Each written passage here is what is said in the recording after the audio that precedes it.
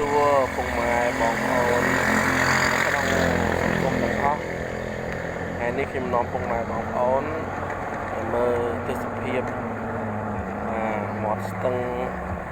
ដែលមានអមទៅដោយស្មៅជាតិផ្សេងជាច្រើនទៀតបាទខ្ញុំសូមអភ័យទោសក្នុងការថតអត់សូវមានភាពរលូនដោយសារខ្ញុំពិបាកកាន់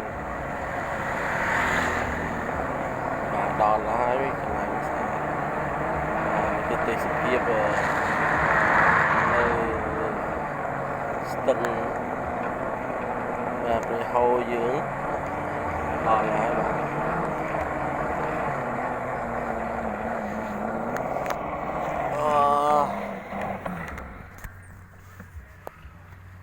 បាទពិបាកណាស់ដោយសារខ្ញុំពិបាកកាន់បាទដល់ហើយ